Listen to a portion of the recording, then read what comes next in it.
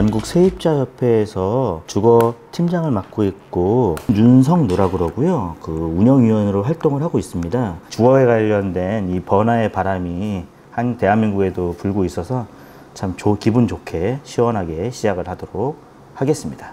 주목할 거는 올해 7월 30일 그리고 7월 30일과 8월 4일로 바뀐 주택임대차보호법 3종 세트, 이것이 좀 변경된 게 좀 있어서 이거 관련돼서 좀 간략하게 소개를 하겠고, 임대차 계약 주로 여기 계신 분 중에서 자가 소유자분 없는 거를 가정하고 세입자를 가정하고 이런 내용으로 하겠습니다. 전국 세입자협회 소개를 하겠습니다. 그 유엔이 정한 세계 인권선언이라 대한민국이 보장하는 그 주거 권리가 잘 지켜지도록 하기 위해서 2013년도에 설립한 단체입니다. 그래서 저희는 전월세 인상률 상한제, 자유계약갱신 청구권, 그리고 분쟁조정위원회, 그리고 공공임대주택이 지금 현재 전국적으로 5%, 6%밖에 안 되는데 그것이 많이 있을 수 있도록 주장하고 있고, 이 권리를 바탕으로 해가지고 이 세입자들의 이 권리 향상에 더욱더 노력을 하도록 하겠습니다. 임대차 보호법이 좀 군부 정권 때 만들어지고 이후에 바뀌지가 않았었어요. 지금 31년이 지났음에도 불구하고 그대로의 상태로 지금 부동산이 계속 간 겁니다. 그러다 보니까 변화되는 흐름을 따라가지 못하고 있다 보니까 세입자들의 권리는 더욱더 안 좋아졌죠. 그래서 이제는 좀 바꿔야 한다 해가지고 좀 주장을 하고 출범식을 갖고 1년 동안 주장한 결과 그래도 좀 약하나마 변경이 되는데 조금 이바지하지 않았나 싶습니다. 주거권에 대해서 간략하게 설명해 드리겠습니다. 자유권은 스스로 할 수 있는 권리인데 사회권은 본인이 요구를 해야 됩니다.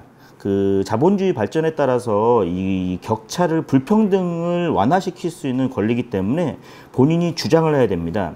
노동권과 건강권, 주거권, 환경권, 그 장애인 인권이 있겠는데요. 이런 거는 요구를 하지 않으면 주장을 들어주지 않습니다. 이 주거권도 사회권의 일종이어서 쾌적하고 안전한 주택, 그리고 부담 가능한, 내 소득에 대해서 너무 막대한 그 비용을 부담하지 않도록 안전하게 거주할 수 있는 권리, 이 주거권을 할 수 있기 때문에 사회권을 요구하는 겁니다. 서울 이 현실에 대해서 한번 검색을 해봤습니다. 그런데 2016년 통계로서 전국의 1인 가구 27.9%인데 서울은 약 30.1%가 된다고 합니다. 그런데 2036년에는 약 68%가 예상된다고 합니다. 점점 1인 가구가 많아지는 추세인데요. 두 번째, 서울의 여성 1인 가구 추세인데 남성 1인 가구는 약 47.8%, 여성 1인 가구는 52.2%로 여성 1인 가구가 상대적으로 약간 높았는데요. 1인 가구 중에서 20, 30대 비율이 약간 43.6%로 약간 비교적 상당히 좀 높은 상태입니다. 그리고 1인 가구의 19%, 그러니까 5가구 중에 1가구가 반려동물을 키운다고 합니다. 자, 이런 현실에서 우리는 어떻게 살까요? 실제적으로 1년에 1,000만 원, 2,000만 원 모으기가 상당히 힘든 현실에서 서울 지역에서 한다고 치면 실제 내 집 마련은 한 20년 이상은 걸릴 수 있겠죠.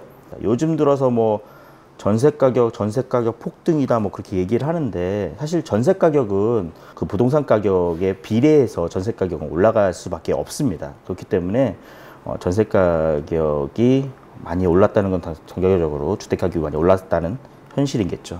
자, 세입자들의 이런 부동산 가격이 올라왔는데 안전하지 않습니다. 경매에 나갔다 해서 본인이 전세금을 떼어서 세입자들의 41%는 한 푼도 못 받을 확률이 11%도 한 푼도 못 받았다고 합니다. 그럼 이 대책이 있는데요. 집주인 만나서 신분증, 주소지, 생년월일 확인. 두 번째, 전세대금은 주인 이름 계좌에 직접 입금. 세 번째, 등기부 등본을 앱 등으로 직접 보고 확인.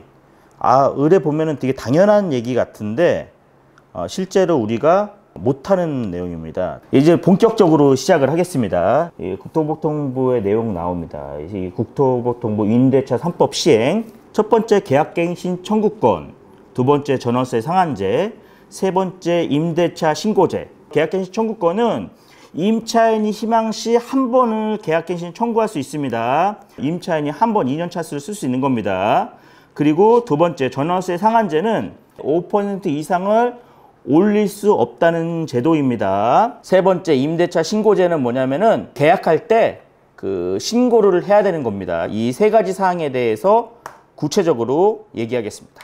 이게 지금 621로 되어 있는데요. 이것만 아시면 됩니다. 2020년 9월 이후에 되는 계약 중에서 6개월 전부터 2개월 전까지 임대인이 거절을 할 수 있습니다. 거절을 하거나 임대인이 당신 나가라 혹은 임대료를 올려달라 할 수 있습니다. 그 상한선을 옛날에는 2배, 3배 올려달라고 할 수 있었습니다. 전체적으로 5%, 각 시도별로 조정해서 그 이내까지. 자, 여기서 포인트는 뭐냐면은 6개월과 2개월 사이에 임대인이 그거를 요청을 할 수 있고, 임차인은 전월세 이 계약에 대해서 임대인이 만약에 나가달라 그러면은 이때 찬스를 쓸 수 있는 겁니다.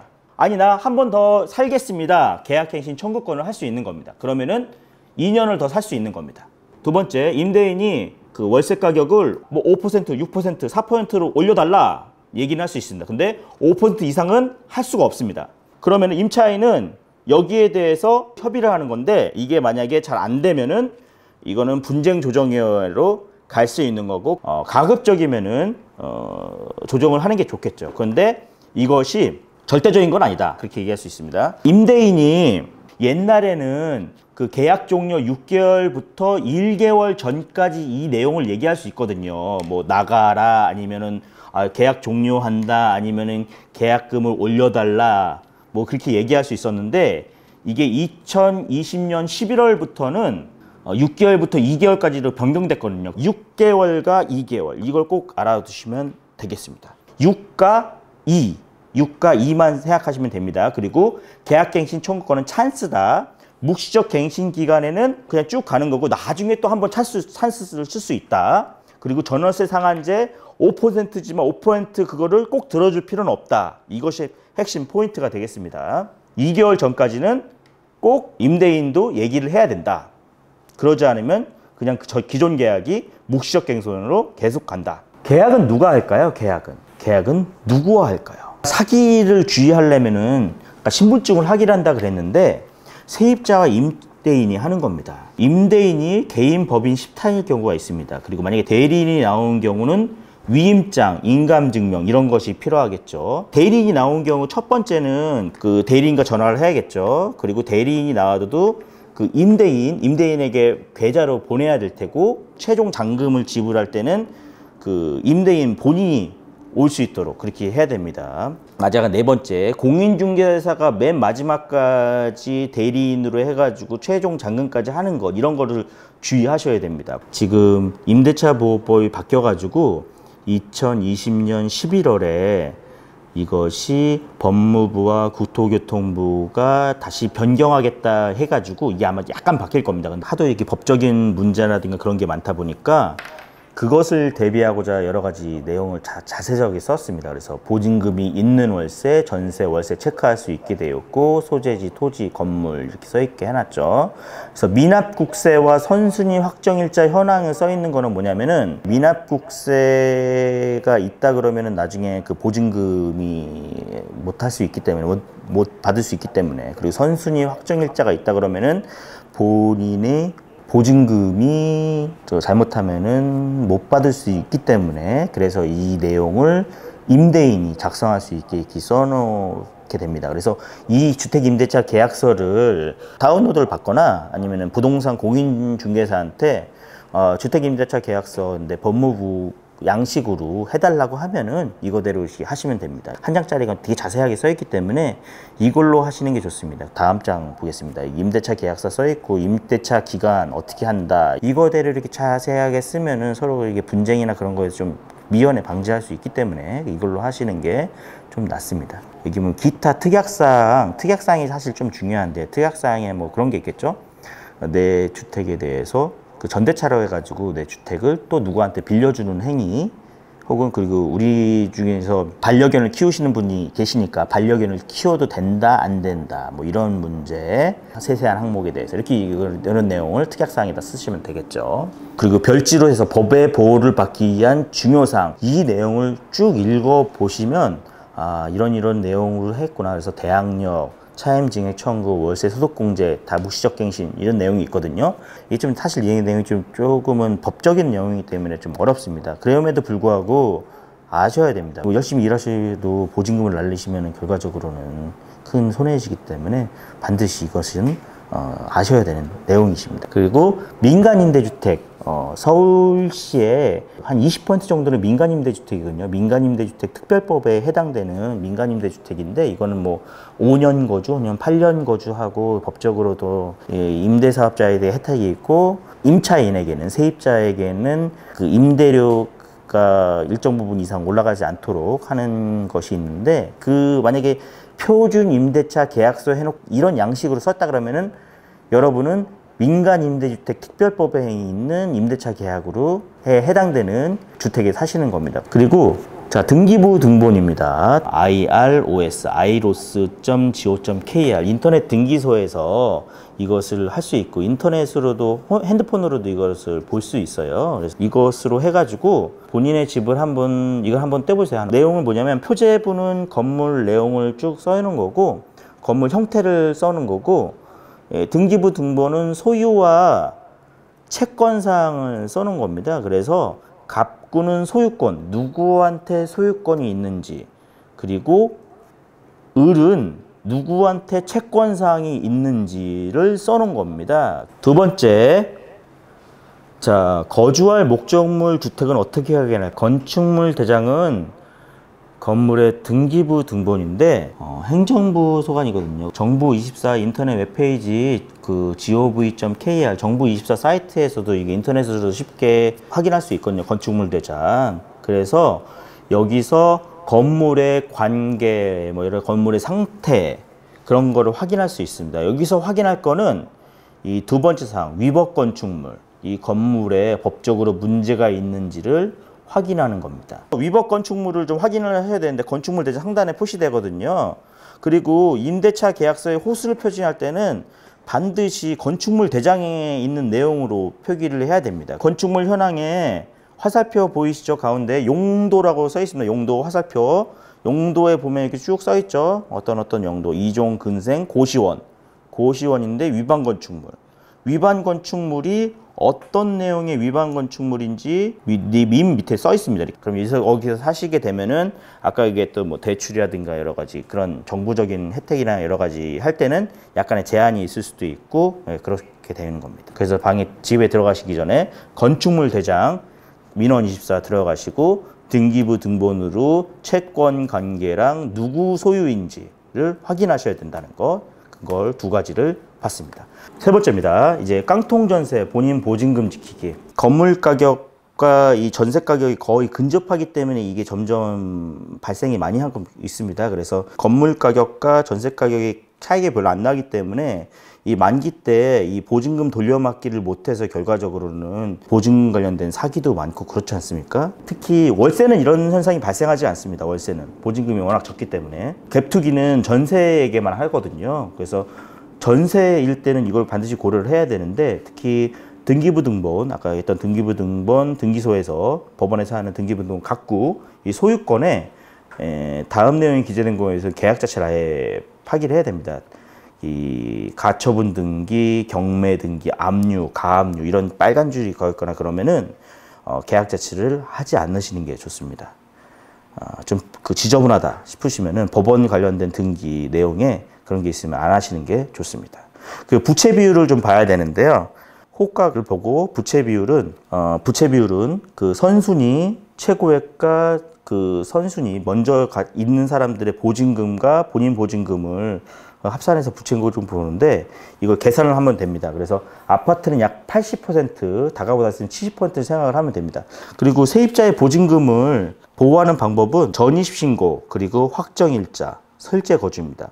전입신고는 곧바로 그 이사를 하는 날 곧바로 하면 되고, 확정일자는 계약서를 들고 곧바로 주민센터를 가면 되겠고, 그 중요한 사실은 실제 거주를 해야 됩니다. 실제 거주를 하지 않으면은 그거에 대한 효력은 없습니다. 그리고 선순위 근저당 설정 최고액은 등기부 등본, 아까 했던 등기부 등본 을구에서 확인하는 건데, 아까 했던 선순위 근저당 설정 최고액을 보는 이유는 등기부 등본 을구는 채권 관계죠. 채권 관계에서 최우선 변제 금액이 서울 지역은 3,700만 원이거든요. 나보다 우선순위 있는 사람의 그 채권 관계가 있다 그러면 내가 후순위이기 때문에 그걸 좀 보셔야 되겠죠. 다가구 주택 같은 경우는 어떻게 확인하느냐. 임대차 계약서에 보시면 선순위 확정일자 현황 이런 게 써 있는 거고요. 그리고 현재는 안 나오는데요. 이거는 임대인만 알 수 있습니다. 임대인만. 그래서 임대차 정보에 임대인이 주민센터에 정보 신청을 해야 되거든요.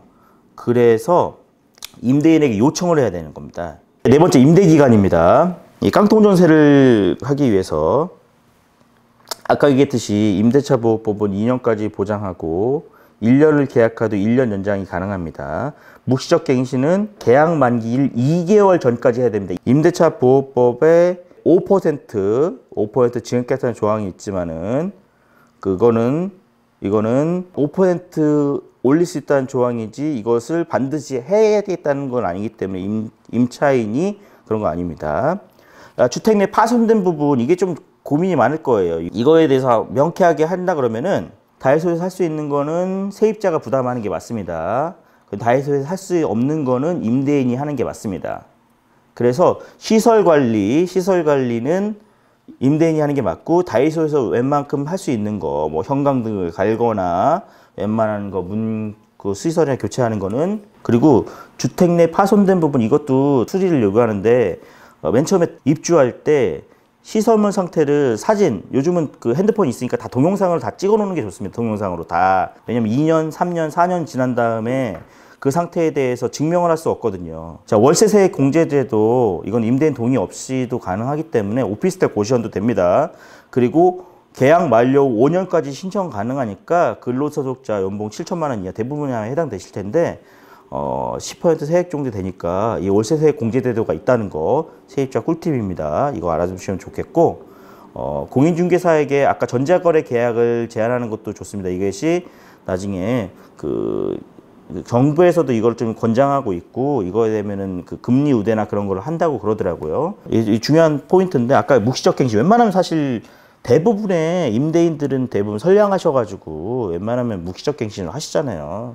임대차 계약 자동 연장되고, 사실 웬만하신 임대인들은 웬만하면 다 그 월세로서 해가지고 받으시고, 이 부동산 매매 차익 하시는 분만 전세로 하시잖아요. 그래가지고 별로 크게 이렇게 증액이나 그런 거 안 하시더라고요. 근데 아무튼 이 임대차 계약이 자동 연장한 경우에 계약 종료할 이사를 3개월 전에 이야기하면 원래 사실 법적으로는 종료가 됩니다. 그리고 보증금 안전하게 반환받기, 이제 임대차 계약 해지를 먼저 통보를 하셔야겠죠. 임대차 계약 만료일 최소한 6개월 전에 얘기를 좀 미리 하시고, 임대인이 보증금을 미리 준비할 수 있도록 하는 게 좋습니다. 그런데 임대인 답이 보증금을 제약하게 할 수 있는데 보증금을 반환해 줄 수 없는지를 일단 약간 검증을 해야 됩니다. 어떻게 검증을 하느냐? 계약 만기 언제 이거를 보증금을 주시겠습니까? 할 때 답이 두 가지겠죠. 계약 만기일 매달월에 반환해 주겠다. 1번인 경우에는 괜찮은 경우입니다. 이 부분은 확실하겠죠. 근데 두 번째 경우, 다음 세입자 오면 주겠다. 2번인 경우가 조금 악성이고 고민이 많을 겁니다. 그렇죠? 그렇기 때문에 어떻게 해야 되냐? 지금 내가 새로운 곳을 알아봐야 된다. 그렇기 때문에 지금 금액에서 10%나 좀 우선적으로 줄 수 있느냐 해가지고 준다고 하면, 10%를 준다고 하면 그 사람은 줄 마음이 있는 거예요. 그리고 내가 어디 계약을 했고 이 매달 며칠 날 잔금까지 다 치릅니다. 그렇게 해가지고 무언의 압박을 줘야 되는 겁니다. 그렇게 해야지 임대인도 이 사람이 나가기로 확정이 됐고 언제까지 나가게 됐고 나머지 금액도 이 사람이 임차인이 요구를 하겠구나라고 해가지고 해야 되는 거죠. 그래서 이 보증금 10%를 미리 받아는 것이 이거의 포인트입니다. 그러면은 본인도 움직여야 되는 겁니다. 임대인 말만 믿지 말고 본인도 그 직방이나 아니면은 피터팬이나 그런 데 올려가지고 여기 이 방에 대해서 홍보를 해야 되는 겁니다. 그래가지고 빨리 이 방이 나갈 수 있도록 해야겠죠. 예. 그리고 아까 계속 산다 그랬으면 그렇게 하는 거고, 이사를 가야겠다고 결정 내리면 이제 조금 복잡합니다. 이제 법적 장치를 확보해야 되는 겁니다. 내 보증금을 이제 이 건물에다가 채권을 해야 되는 겁니다. 아까 얘기했듯이 아까 했던 법원 법원 등기에다가 그 빨간 등기를 딱 찍는 겁니다. 그게 임차권 등기거든요. 이 건물의 전세 보증금을 안 줘서 이 임대인이 내가 임차권 등기를 했습니다 해놓고 그 등기를 딱 하는 겁니다. 그럼 이거는 빨간줄 거기 때문에 이 임차권이 등기가 되는 순간 이 건물 자체에 엄청난 압박이 되는 겁니다. 웬만하면 이렇게 안 하는 게 좋죠. 자, 깡통 전세, 이게 제일 황당한 경우인데요. 예. 집값도 하락하고 임대인이 뭐 보증금도 다 없고 완전히 그냥 그런 상태입니다. 경매도 되고 이럴 때는 여러 가지 진짜 너무 복잡한 상황이기 때문에 지금 이거는 진짜 전문가의 상담, 전국 세입자협회 상담을 받아야 됩니다. 너무 어려운 상황이기 때문에 이 상황까지 가는 주택은 가급적이면 안 들어가는 게 좋겠지요. 예. 그래서 이전에 깡통 전세부터 안 들어가는 게 좋습니다. 사실 주변 시세보다 저렴한 거에선 이유가 있는 겁니다. 그게 전세에서 주변 시세보다 저렴한 데는 이유가 있기 때문에 의심하셔야 됩니다. 최우선 변제를 믿지 마세요. 그 공매 있죠, 공매 캔코로 넘어간 경우에는 이 변제금이 이 최우선 변제 이게 해당이 안 되거든요. 공매로 넘어갔을 경우는 이 제도가 해당이 안 되거든요. 그러면은 이게 해당이 안 돼 가지고 이거의 변제금을 못 받으실 수가 있는 겁니다. 본인이 만약에 최우선 변제금이 해당돼서 5천만 원이다, 보증금이 5천만 원이다 그러면은 3,700만 원까지 받을 수 있겠구나 했는데 그걸 못 받을 수도 있는 겁니다. 아까 주거권 얘기했듯이 권리거든요, 권리. 이게 지금까지는 30년 동안은 이게 맨날 나가라면 나가지, 본인 보증금도 못 찾고 막 그러게 권리라고 인식을 못 해가지고 주장을 못 했는데, 앞으로는 좀 주장도 하고 이 공정한 거래에서 이렇게 서로 간에 쌍방으로 얘기했으면 좋겠습니다. 이걸 사실 우리가 마트나 편의점을 가도 우리가 지불하거나 지출한 거에 대해서 정당한 효능을 얻잖아요. 그런데 이 주거와 관련된 거에서는 정당한 돈을 내는에도 불구하고 항상 움츠러드는 것 같아요, 세입자들은. 지금까지 나의 주거 권리, 계약부터 이사까지 구로 청년 주거 로드라는 구로 청년 전체 네트워크와 함께 강의를 하였습니다. 저는 전국 세입자협회에서 활동하고 있는 윤성노입니다. 지금까지 시청해 주셔서 감사드리고요. 앞으로도 궁금하신 사항이 있으시면은 질문이나 그런 거 하시면은 감사드리겠습니다. 감사합니다.